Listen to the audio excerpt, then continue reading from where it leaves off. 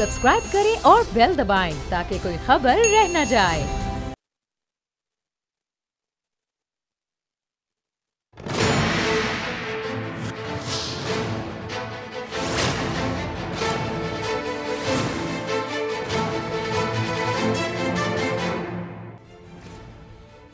अस्सलाम वालेकुम, मैं हूं नूरुल आरफीन सिद्दीकी और आप देख रहे हैं मेरी जंग।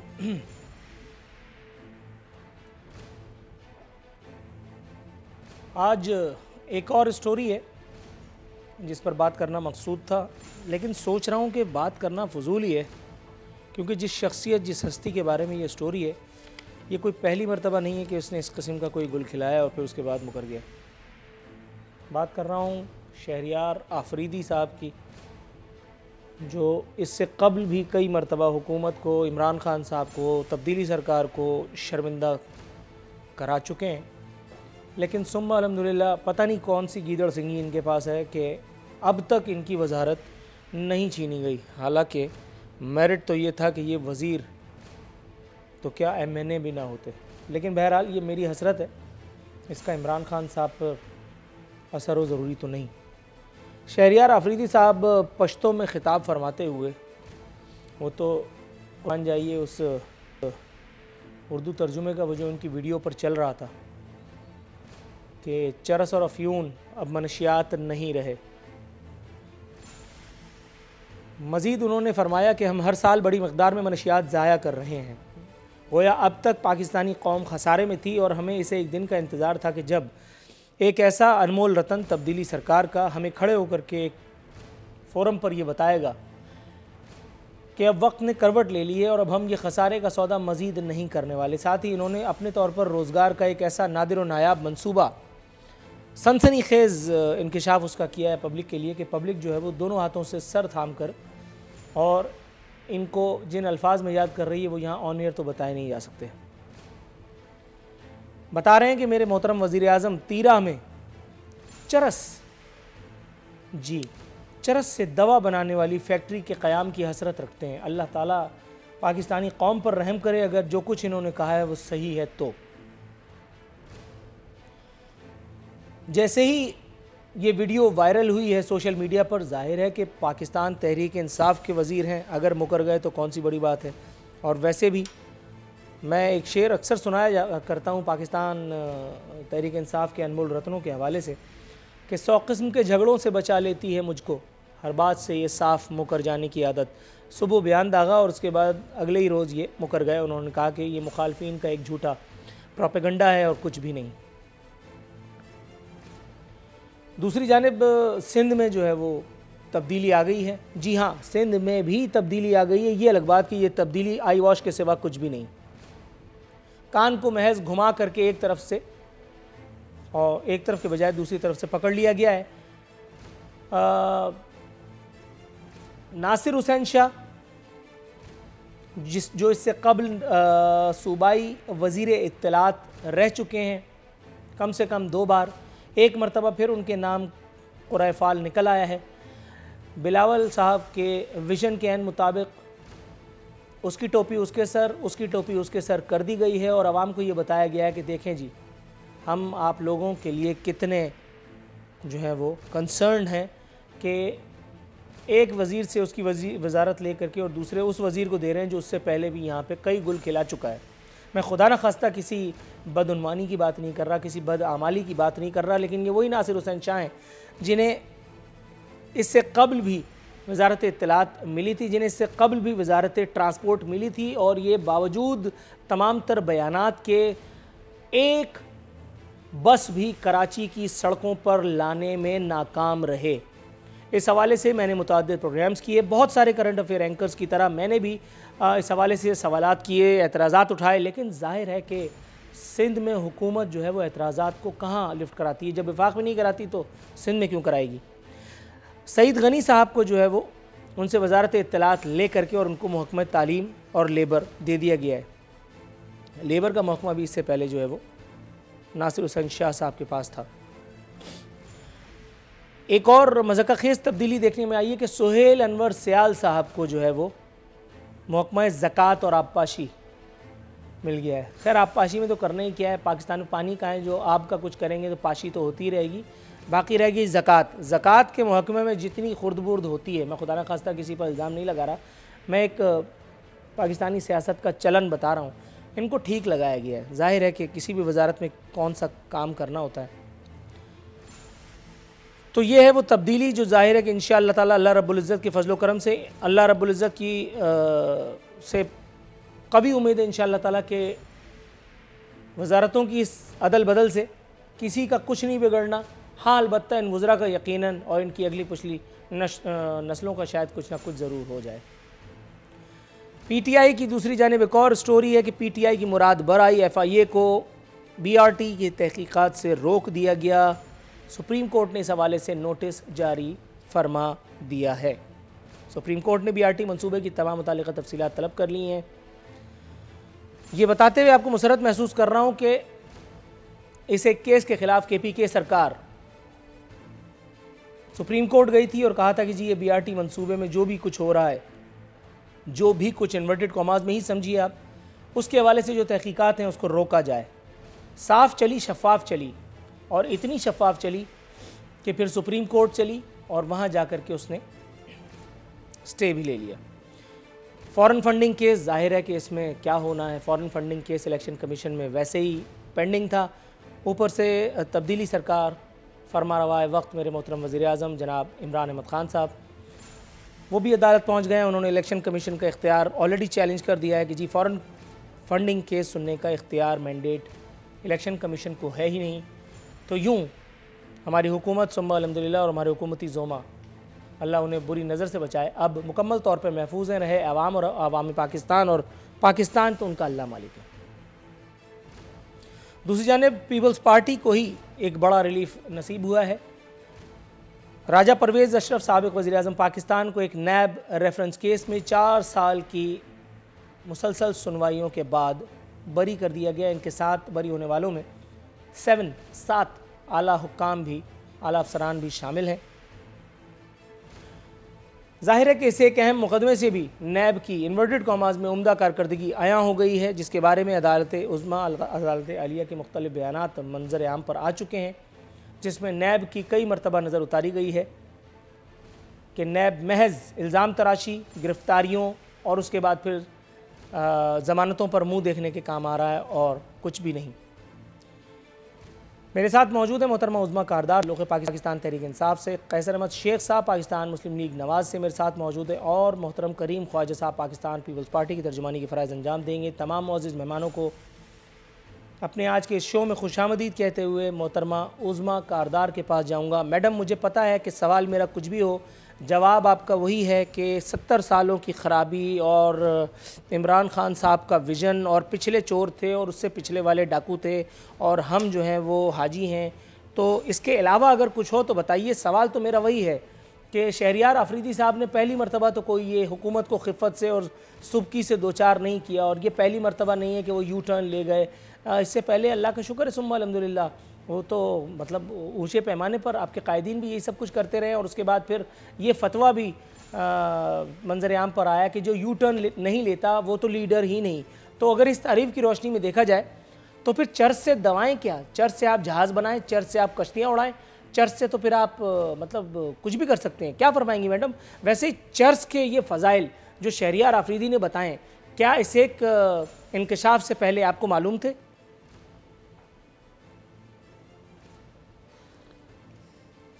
जी नूरुल आरिफीन, आपके प्रोग्राम में आने का मुझे बड़ी खुशी होती है, लेकिन सवाल जवाब जो भी हो, इंट्रो आपका वही होता है जो कि हमेशा होता है। तो कुछ चीज़ें आपकी वही हैं, कुछ चीज़ें मेरी वही हैं। बहरहाल देखें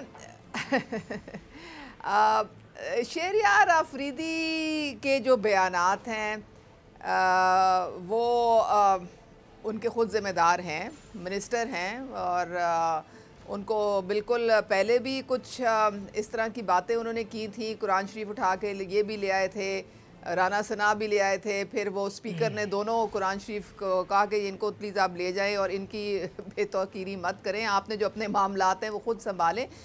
देखें ये जो उनका बयान है, मैंने आपके इंट्रो में ही इसको सुना है, और अगर वो जो ड्रग्स का जो इशू है ये बहुत बड़ा इशू है हमारे मुल्क में, और इसको जो हमारी एंटी नारकोटिक्स फोर्स है ये एक हमारी इंटरनेशनली रिकग्नाइज्ड हमारी एक फोर्स है, और बहुत ये लोग अच्छा काम करें। कस्टम्स पे आपने देखा है कि बहुत ज़्यादा जो नारकोटिक्स और ड्रग्स वगैरह हैं ये पकड़ते हैं, और शहरयार आफरीदी जो हैं ये ज़ाहिर है इनकी मिनिस्ट्री है ये, तो अगर इन्होंने इस तरह की कोई बात की है तो फिर इनको ज़िम्मेदारी भी लेनी पड़ेगी, और इसके जो भी असरात हैं, चाहे वो पॉजिटिव हों चाहे वो नेगेटिव हों, वो भी फिर उन्हीं को फेस करने पड़ेंगे। अब मैं क्या कह सकती हूँ। दुरुस्त है मैडम, मैं समझ गया। वैसे भी ये सवाल किसी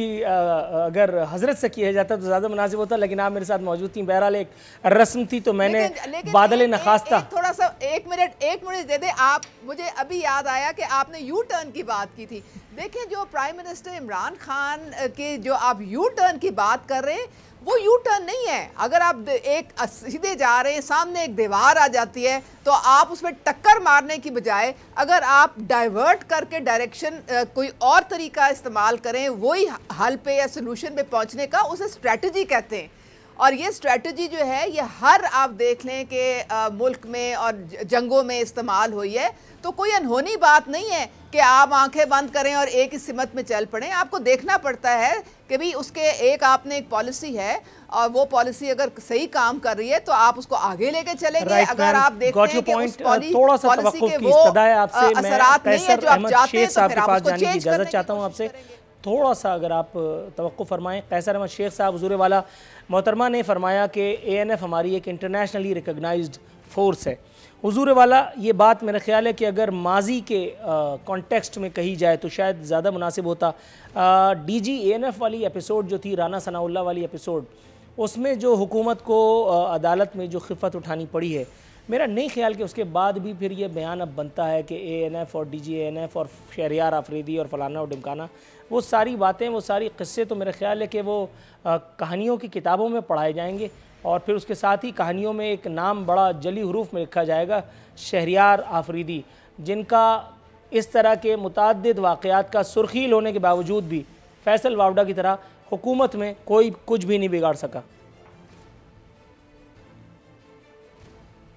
आरफीन, आपने ख़ुद ही सारी तफसील तो बता दी, और जो वाक़यात हैं वो तो आपके सामने हैं। अभी लेटेस्ट तो मैं आपको बताऊं कि 350 एक कंटेनर जो है वो बग़ैर पेमेंट, ड्यूटी पेमेंट होने के ये पिछले कुछ दिनों में क्लियर हो गए, जो इसमें अरबों रुपए का रेवेन्यू है। और जो हमारे दोस्त हैं जाहिद खोकर साहब, वो DG इंटेलिजेंस है कस्टम के, तो उन्होंने ये पॉइंट आउट किया और बाकायदा किसी ने एक्शन ही नहीं लिया।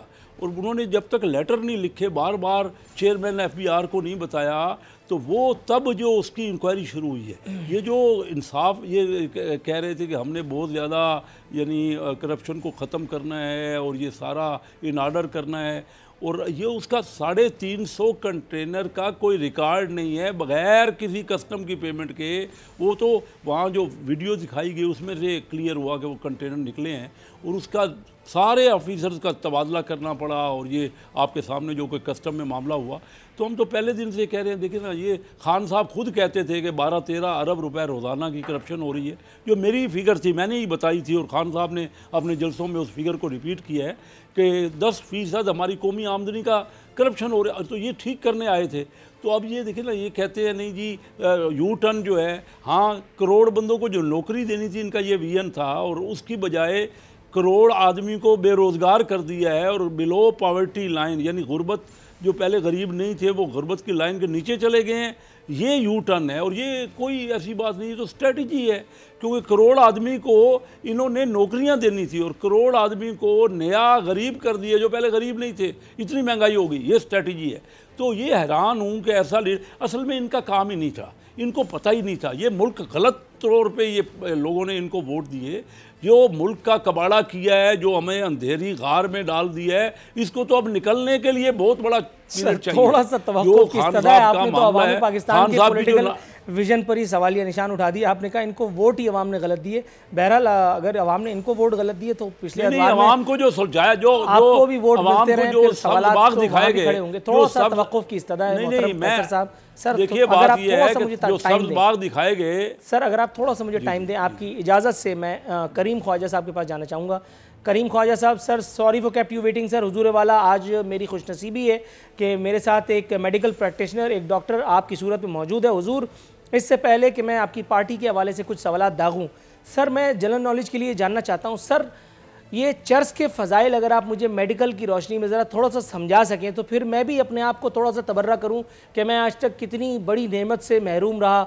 वो लोग जो इसके नाम से भी वाकिफ़ नहीं है, या जो नाम से वाकिफ़ हैं लेकिन अपना दिल गुर्दा नहीं कर पाए कि वो अपने आप को इसे एक अजीमुशान नेमत के हवाले कर देते। हमने क्या अपने आप के साथ जुल्म किया है? शहरियार अफरीदी साहब को जो पता चल गया वो हमें क्यों ना पता चला? अगर आप बताएं।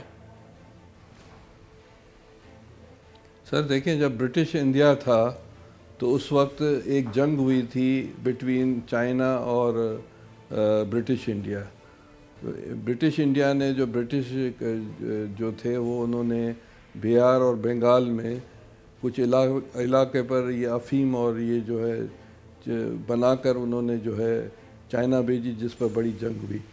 तो इससे उन्होंने फिर लेटर ऑन उस जंग में जो है ब्रिटिश जीत गए और उन्होंने खरबों रुपया बनाया और वो बरतानिया को फ़ायदा हुआ। हो सकता है शहरियार अफरीदी के जहन में ये जंग हो कि इस तरह हम चर्च बनाकर वहाँ भेजेंगे कहीं ना कहीं और कमाएंगे। दूसरी बात है, एज अ मेडिकल डॉक्टर मैं ये समझता हूँ, मेडिकल डॉक्टर मैं ये समझता हूँ कि दवाइयाँ जब इंसान को जब पेन किलर्स जो होते हैं, जब फ्रैक्चर हो जाते हैं या कुछ बहुत ज़्यादा पेन होते हैं कैंसर की सूरत में, उन दवाइयों में इसके कुछ ना कुछ मिकदार डाली जाती है, जो कि पिछले दिनों इमरान खान ने कहा कि टीका लगा और बुरे नज़र आई, तो वही उसमें मॉर्फिन और ये सब चीज़ें डाली जाती हैं। तो तीसरी बात है कि शहरियार अफरीदी को इस तरह की स्टेटमेंट देनी नहीं चाहिए थी, क्योंकि ये स्टेटमेंट इंटरनेशनली अनएक्सेप्टेबल है और ये इससे पाकिस्तान का इमेज बहुत ज़्यादा ख़राब होता है। इसका मतलब ये हुआ कि पाकिस्तान का एक मिनिस्टर ये कह रहा है कि हम ये जो अफीम है या दीगर उससे जो प्रोडक्ट्स है, ये हीरोइन जो है वो भी उसी की प्रोडक्ट है, तो ये हम क्या एक्सपोर्ट करना चाहते हैं? तो ये बड़ी अफसोसनाक स्टेटमेंट है, काबिल मज़म्मत है। जहाँ तक इनको कारखाने खोलने हैं, वैसे ही यहाँ फार्मास्यूटिकल कंपनी, फार्मास्यूटिकल के कारखाने, ये कैसर शेख साहब बड़े बड़े इंडस्ट्रियलिस्ट हैं और आप देखें कि इफिरिड्रीन और ये सब चीज़ें इसी की बाई प्रोडक्ट्स हैं जो कि दवाइयों में कुछ मिकदार में डाली जाती हैं। तो राइट सर। मोहतरमा उज़मा कारदार साहिबा, मैडम एक और आखिरी बात एज अ डॉक्टर, मैं साइकेट्रिस्ट हूँ, तो एक बीमारी होती है चर्च साइकोसिस, जो हमारे पास पाकिस्तान में बहुत ज़्यादा मरीज़ है। वो इसलिए होता है जब इंसान चर्च और अफीम पीता है तो एक बीमारी होती है जिससे इंसान एक तरह से ज़हनी तौर पर डिसबैलेंस हो जाता है और उसकी ट्रीटमेंट होती है, वो पागल वालों हरकतें करता है। तो ये बड़ी ख़तरनाक है जो ये पाकिस्तान में चर्च साइकोसिस या अफीम की सूरत में बीमारी होती है। ये मैं आपकी मालूमात के लिए चीज़ें। Right sir, thank you so very much. Madam Uzma, ये मुझे बताइएगा, असद उमर साहब का आज एक सनसनीखेज़ बयान अपने तौर पर अखबारों की जीनत बना है। फरमा रहे हैं कि महंगाई से लोगों की ज़िंदगी मुश्किल में है। मैडम, मैं तो ये बात उस दिन से गला फाड़ फाड़ के कह रहा हूँ जिस दिन से आप हुकूमत में आए और आप लोगों ने मुझे अपना दुश्मन समझ लिया, हालांकि मैं क्या और मेरी हैसियत क्या। दूसरी बात, उन्होंने एक और बड़ा संजीदा किस्म का शगुफ़ा सुनाया। वो कह रहे हैं कि वज़ीर आज़म को आवाम से ज़्यादा महंगाई का एहसास है। मैडम, वज़ीर आज़म जहाँ हैं, उनके आसपास जो लोग हैं और उन्हें जिस तरह से जिस हिसाब से हुरें दिखाई दे रही हैं, मैडम मुझे तो नहीं लगता कि इस किस्म की स्टेटमेंट में कोई वज़न है। यहाँ आवाम से पूछें तो आवाम का तो सत्यानाश बल्कि सवा सत्यानाश हो गया है। और वज़ीर आज़म को महंगाई का अगर एहसास है तो फिर महंगाई के उस डॉक्यूमेंट पे वो हर दूसरे दिन, हर चौथे दिन, हर हफ्ते पेट्रोलियम प्राइजेस, गैस की नर्क, फलाना के नर्क और ठिकाना के नर्क बढ़ाने वाले हुक्मनामों पर दस्तखत कौन फरमा रहा है, ज़रा ये तो बताइए। नूरुल आरिफीन, आपका क्या ख्याल है, 1.25 साल से प्राइम मिनिस्टर इमरान खान क्या बैठ के पिकनिक कर रहे हैं? उन्होंने पौने 2 साल में सिर्फ 2 छुट्टियां ली हैं और वो 24 घंटे काम में लगे हुए हैं और उनका एक ही फोकस है कि किस तरह इस कौम को अपने पांव पे खड़ा करना है। ये जो शेख साहब बैठे हुए, ये गड़े में इनकी हुकूमत ने अंधेरों में धक्का दे के इस मुल्क का बेड़ा गर्क करके, इस्तेसाल करके लोगों का, हमें कर्जों में जकड़ के, तो ये अब लंदन चले गए वहाँ पे पार्टी करने के लिए। हमें मैडम वो गए नहीं है, आपने उन्हें भेजा है, आपने उन्हें भेजा, वो गए नहीं है। जी फरमाइए। प्राइम मिनिस्टर नहीं, हमने नहीं भेजा। वो कोर्ट ने कहा था कि जी इनका इलाज अगर नहीं हो रहा तो फिर आप भेज दें। तो वो अगर मरने वाले थे तो जाहिर है हम वो बिल्कुल बोझ उठाने को तैयार नहीं थे। बहरहाल वो और एक बात है, बेल पे गए। प्राइम मिनिस्टर इमरान खान ये जो फंडामेंटल डिस्ट्रॉय कर गए थे, टफ वो फैसले लिए हैं जो कि बहुत पहले ले लेने चाहिए थे। अगर हम ये अपने ये जो सब्सिडीज़ के लॉलीपॉप ना देते और जितनी भी टैक्स पेयर की जो रेवेन्यूज़ थे वो हम बाहर मनी लॉन्ड्रिंग करके ना लेके जाते, तो वो पैसा जो था उससे इंडस्ट्री लगनी चाहिए थी। वो पैसा था एक छोटी सी खबर अगर आप इजाज़त दें तो मैं आपकी नज़र करता चलूँ ताकि आपको थोड़ा सा तवक्कुफ, आप थोड़ा सा अगर आप फरमाएं तो मैं एक छोटी सी खबर, यकीनन ये दुश्मनों ने छपवाई होगी, इसका इस हकीकत से कोई ताल्लुक़ नहीं होगा। ये पाकिस्तान की नहीं, इसराइल के बारे में बात की जा रही है, मुझे यकीन है, लेकिन फिर भी सुन लीजिए दिल पिशौरी के लिए। लिखा है महंगाई में होश रुबा इजाफा 9 साल की बुलंद तरीन सतह पर पहुँच गई। इदारा शुमारियात का रेफरेंस दिया गया है, उसमें मुख्तलिफ चीज़ों की जो प्राइजेज़ हैं वो कोट की गई हैं। मैडम टेक्निकलिटीज़ से कता नज़र, इनकी हुकूमत ने ये किया, उनकी हुकूमत ने ये किया, वो ये था, वो ये था। मैडम कभी ये मुमकिन होगा आपके इस दौरे इक़्तिदार में कि जब आपसे जो सवाल पूछा जाए वो मिल जाए उसका जवाब? जब भी आपसे नाम पूछा जाए आप शनाख्ती कार्ड नंबर बता करके और वक्फे पे चले जाते हैं। आपसे पूछा जाए आपकी कारकर्दगी के बारे में, आपकी अचीवमेंट्स के बारे में, तो आप पिछली हुकूमतों पर तबर्रा फरमा करके और बात को इतना चिंगम की तरह खींच देते हैं कि आदमी को बोरियत होने लगती है। इस खबर पे अगर आप तबसरा फरमाएं तो फिर मैं ब्रेक करूं। देखिए हमने रैशनलाइज किया है कीमतों को। आप कैसे हो सकता है कि गैस महंगी पैदा करें और सस्ती दे दें, बिजली महंगी पैदा करें और सस्ती दे दें, और दिवालिया हो जाए आपकी गैस कंपनियां और आपके पास आईपीपी के कैपेसिटी चार्जेस। हमने गर्दिशी कर्जा जो ये 1200 अरब छोड़ के गए थे, हमने उसको आहिस्ता आहिस्ता कम करके महीने में 38 अरब से 10 अरब पे ले आए हैं। और हमारी ये जो इंपोर्ट बिल था वो हमने कम से कम 4 अरब डॉलर कम किया। बाहर से सारी चीज़ें मंगवा रहे थे, अब इंशाल्लाह आहिस्ता आहिस्ता हमारी एक्सपोर्ट ऊपर जा रही है। ये जो डिफॉल्ट करने पे धाने पे थे, हमने 80% करंट अकाउंट डिफिसिट अपना। मैडम मुझे ब्रेक की कॉल दी जाने वाली है, थोड़ा सा तवक्कुफ अगर आप फरमाएं तो मैं एक चीज आपको बताते हुए ब्रेक पर जाऊंगा। आपने फरमाया और दुरुस्त फरमाया डॉलर, मैडम थोड़ा सा तवक्कुफ की इस्तदा है। मैडम आपने जाती है आपकी महंगाई। मैडम अगर आप सुने तो फिर मैं बताऊं ना महंगाई किधर जा रही है। आप तो अपनी खुतबे में लगी हुई है, जरा थोड़ा सा ब्रेक पर पाँव रखिए ना। आप कह रही हैं कैसे हो सकता है कि हम महंगी बिजली पैदा करके सस्ती दे दें, बात बिल्कुल दुरुस्त है, लेकिन मैडम फिर ये भी तो हुआ है ना, फिर ये कैसे हो गया कि हमें अपनी हुकूमत चलाने के लिए बैरूनी दुनिया से और वो भी IMF के मुलाजमीन को इंपोर्ट करना पड़े? ये काम भी तो पाकिस्तान की तारीख में मतलब शाज़ो नादिर ही हुआ होगा ना। आपने न सिर्फ गवर्नर बल्कि डिप्टी गवर्नर स्टेट बैंक भी आपने ला करके और IMF का मुसल्लत कर दिया। नेशनल सिक्योरिटी के एक अहम तरीन इदारे में आपने एक ऐसा अनमोल रतन इंपोर्ट किया जो पाकिस्तान की तारीख में एक मेरा ख्याल है पहली मरतबा हुआ। बहुत सारे सवालात फिर यहाँ जन्म लेते हैं। मैडम ब्रेक का वक्त हुआ है, नाजरीन एक मुख्तसर सा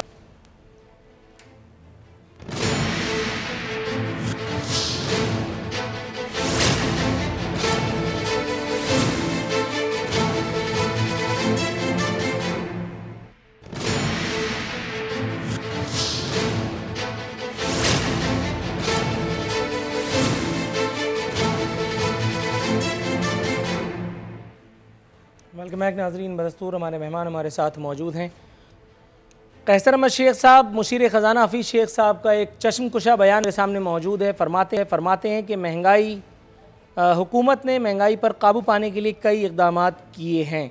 कौम देखेगी कि महंगाई आहिस्ता आहिस्ता कम हो जाएगी। हुजूर जिस हिसाब से ये महंगाई हो रही है कौम बचेगी तो देखेगी ना।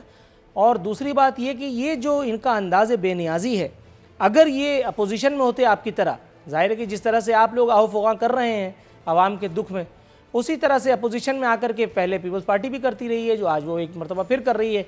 ये हुकूमतों में जब होते हैं तो क्यों आवाम का दुख दर्द नज़र नहीं आता, क्यों आंखों में सिलाई फेर जाती है, और जैसे ही वो अपोजिशन बेंचेस का मुंह देखना नसीब होता है, आवाम नामी मखलूक क्यों दिखाई देने लगती है अपने कद से भी ज़्यादा बड़ी। ये अपोजिशन में तो कभी होते ही नहीं। ये तो काफ लीग में भी वज़ीर ख़जाना रहते हैं, पीपल पार्टी में भी वज़ीर ख़जाना रहते हैं, पीपल और पीटीआई में भी वज़ीर ख़जाना, सब ये वज़ीर ख़जाना पार्टी को। हम लोग धक्के, मैं 27 साल से धक्के खा रहा हूँ। मैं Karachi chamber of commerce industry का प्रेसिडेंट रहा, और मेरी ख्वाहिश ये थी, डॉक्टर महबूल हक साहब के साथ उनके साथ रहा, कोलीग मेरे दोस्त थे मरहूम। मैंने देखा कि कैसे दूसरे मुल्क चाइना, कोरिया आगे बढ़े, तो ख्वाहिश ये की कि अल्लाह करे मैं कोई कंट्रीब्यूट कर सकूं वहाँ। हालांकि मेरी फैमिली कराची रहती है, तो मैं पॉलिटिक्स में चनियोट में अपने आबाई शहर में आया।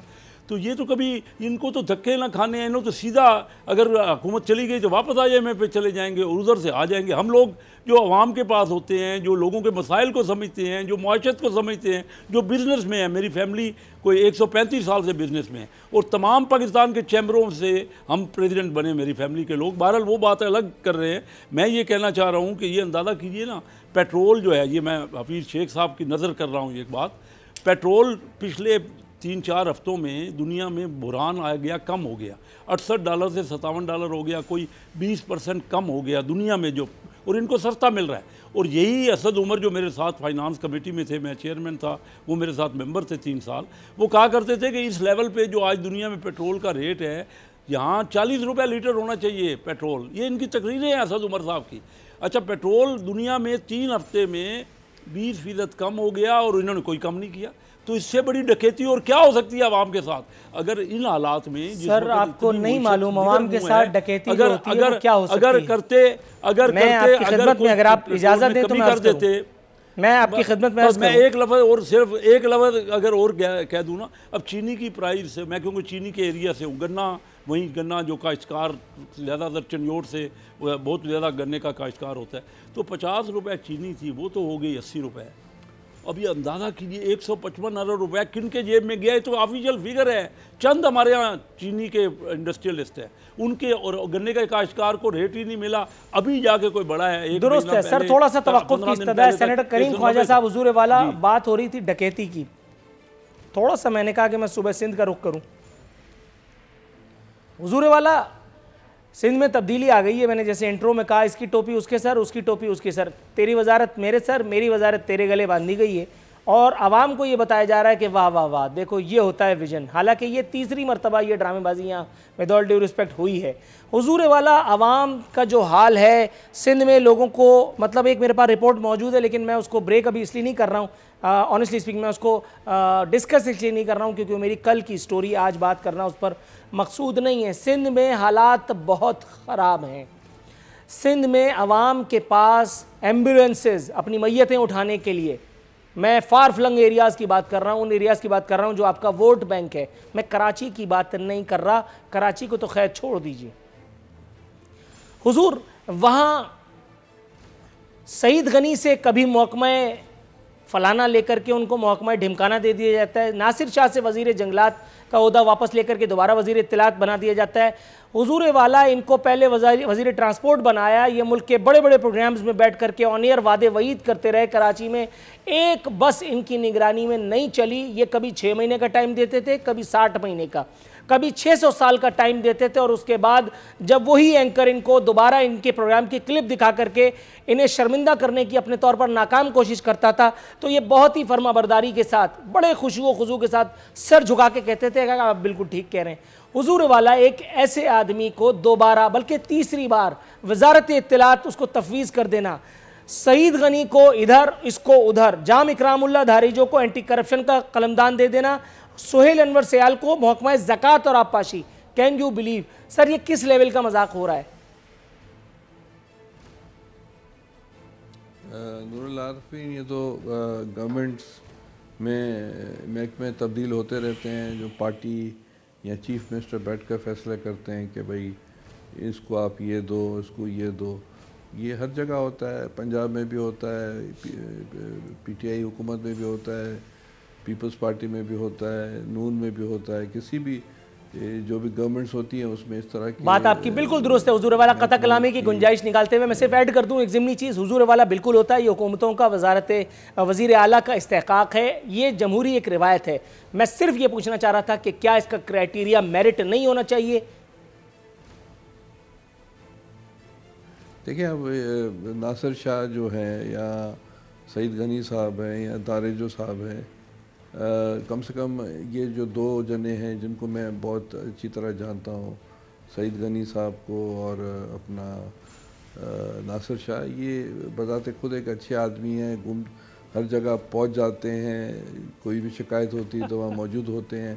दारेज साहब भी इसी तरह ही हैं, मगर ये कि इनमें ये क्वालिटीज़ है कि आवाम से इंटरेक्ट करते हैं और इस हवाले से आपसे भी इंटरेक्ट करेंगे क्योंकि अभी वो इंफॉर्मेशन मिनिस्टर बने हैं अपना नासिर शाह साहब, और सईद साहब भी बने एजुकेशन मिनिस्टर, तो अब यंग आदमी है, इधर उधर भाग भी सकेंगे। तो लेट्स सी, इंशाल्लाह अच्छे रिजल्ट देंगे, अच्छे लोग हैं। आपने जो कहा ना, बस वो जुमला मेरा दिल ले गया, आई लव यू। आपने जो कहा ना कि ये अच्छे आदमी हैं और ये हर जगह पहुंच जाते हैं, मेरी वालदा मुझे इसी बात पे रोज़ाना सुबह शाम जूतेबाजी करती हैं मेरी इसी बात पे कि तुम अच्छे आदमी क्यों नहीं बन पा रहे, तुम हर जगह क्यों नहीं पहुंच जाते। और मैं अपनी बीवी से वादा करने के बाद भी कोई कमाल नहीं दिखा पा रहा। मेरे टेलीफोन पर सुबह भी हुकूमतों के अहदेदारों के टेलीफोन आते हैं, शाम में भी, और मैं जो हूँ कम अकल, मैं कुछ कर ही नहीं पा रहा। हुजूर, मैं नासिर शाह की ज़िंदगी पे इंशाअल्लाह ताला एक डॉक्यूमेंट्री अगर कहीं शाया हुई या कहीं बनी तो मैं उससे ज़रूर इंशाअल्लाह इस्तेफ़ादा करूँगा। मैडम उज़मा की मुस्कुराहट गहरी हो रही है और मुझे कुछ चुभ सी रही है। मैडम, थोड़ा सा तवक्कुफ़, ये एक सवाल आपकी नज़र है। PTI की मुराद बराई 70 सालों से शुरू मत कीजिएगा मैडम, वरना यकीन कीजिए आज पूरा दिन मैं बहुत थक गया हूँ, एग्जॉस्ट हो गया हूँ। मेरे इंट्रो में भी आज आपने देखा जान नहीं है, मैं भी ज़रा ऐसे ही बैठा हुआ हूँ। अगर आपने इधर उधर किया तो हो सकता है मुझ में जान आ जाए, काइंडली रिस्क न लीजिएगा। ये मुझे बताइए, FIA को आपने जो है वो सुप्रीम कोर्ट ने BRT मंसूबे की तहकीकात से रोक दिया है फाइनली। KPK हुकूमत की ये कोशिश कामयाब हो गई है। मैडम, आप तो साफ चली शफाफ चली वाले हैं, क्या ज़रूरत थी इतना तामझाम करने की? अगर कुछ हो रहा होता तो हो जाने देते, तहकीकात में तो सब कुछ साफ़ हो ही जाता है। वैसे इलेक्शन कमीशन को भी आपने चैलेंज कर दिया है वहाँ जा कर के सुप्रीम कोर्ट में, अब फॉरेन फंडिंग वाला मामला भी लटक ही गया है। इसका मतलब है कि रावी और चैन ही चैन लिखता है। नूरुल आरिफीन, मैं बिल्कुल आपके साथ खड़ी हूँ और मेरी पूरी दुआ है कि आज आप जब घर जाएं तो आपको अपनी बेगम से पूरी शाबाश भी मिले। अच्छा, अब आते हैं ये BRT की तरफ, लेकिन थोड़ा सा मुझे इजाज़त दे दें, शेख साहब से मुझे हमदर्दी है। मैडम, ब्रेक पर जाना है, जल्दी से आप मेरे सवाल पे आ जाइए काइंडली, वरना आपको शिकायत होगी, आप यकीन जानिए। सब भगौड़े हैं, तो ये बेचारे पाकिस्तान में रह गए हैं, वो कह रहे जी मेरा खानदान दर खानदान, लेकिन इनके लीडरान खानदान दर खानदान जो है वो उन्होंने जायदादें 22-23 मुल्कों में बनाई। मैडम, मेरे सवाल का जवाब दे दिए, मुझे ब्रेक पे जाना है। बाकी सारे भगौड़े। अब मैं आती हूँ आपके BRT वाले सवाल पे।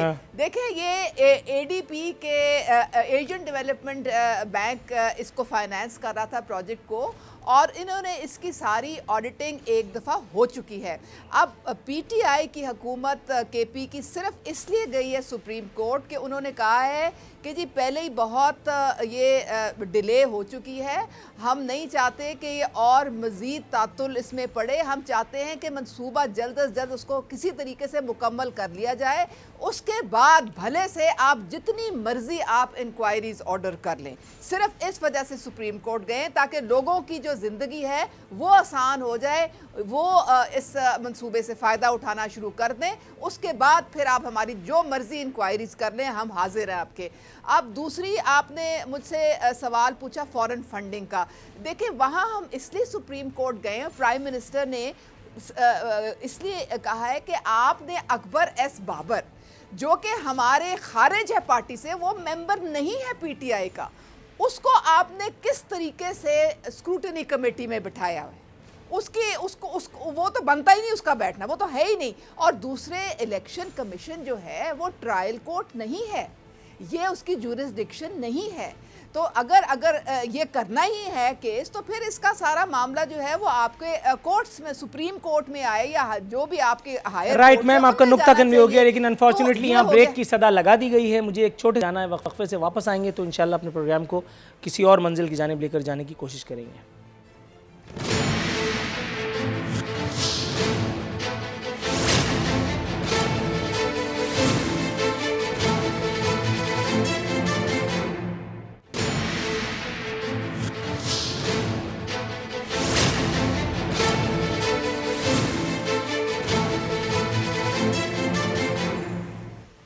वेलकम बैक नाज़रीन।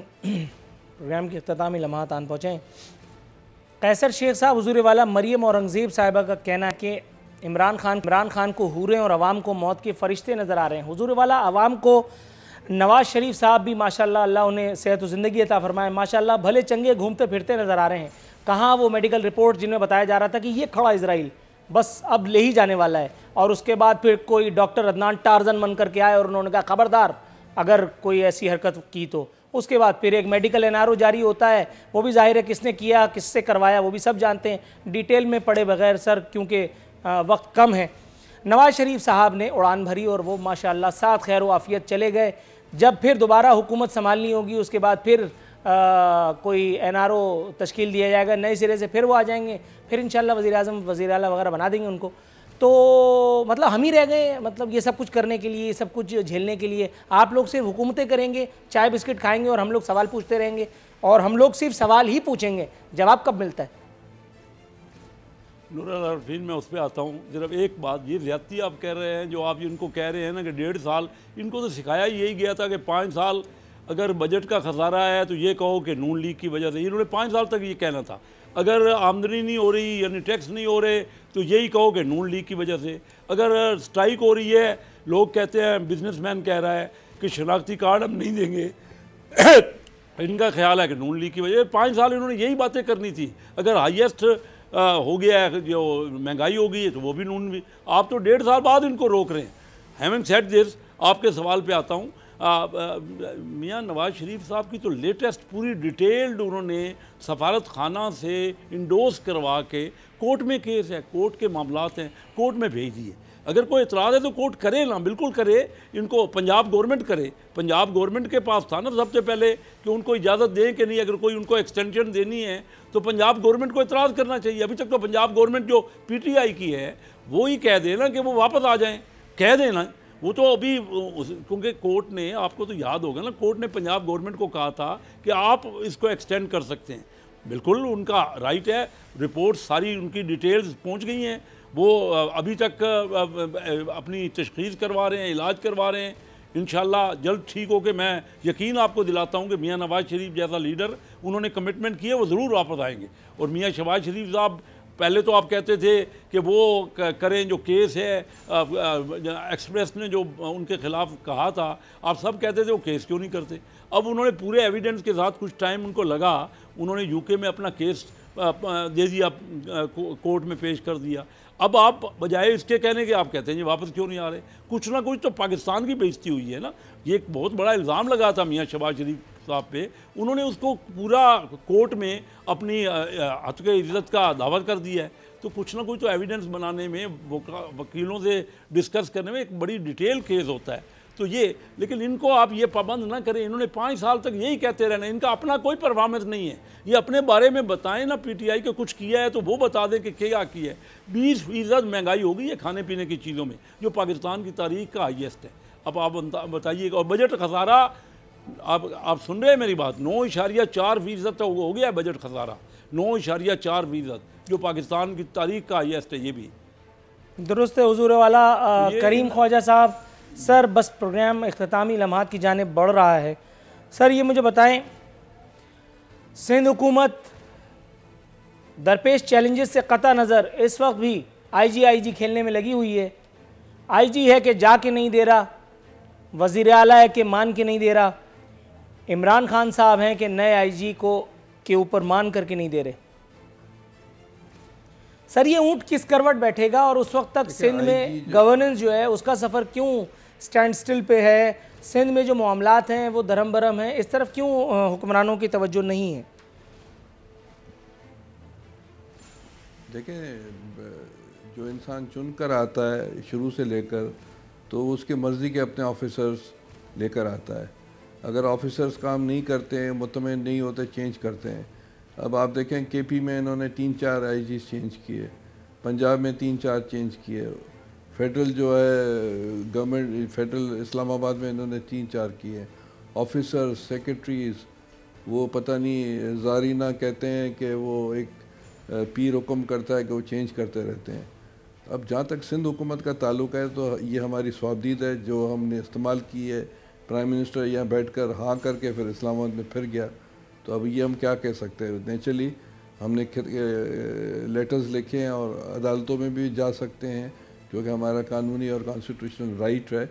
जहाँ तक सिंध हुकूमत की कारकर्दगी है, अच्छी भी है, कहीं हम पीछे भी है, पर आवाम हमें वोट देती है और जब तक आवाम की हमें हिमायत हासिल होगी तो हुक्मरानी का राइट उसी को होता है जो जिसको असम्बली में सपोर्ट हो या मेजॉरिटी हो।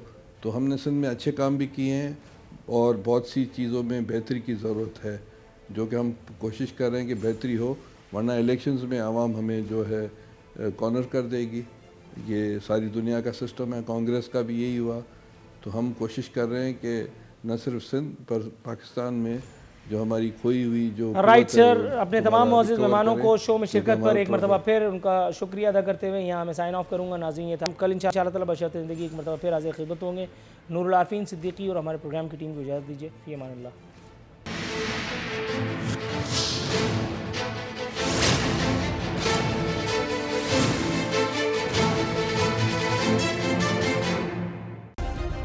सब्सक्राइब करें और बेल दबाएं ताकि कोई खबर रह न जाए।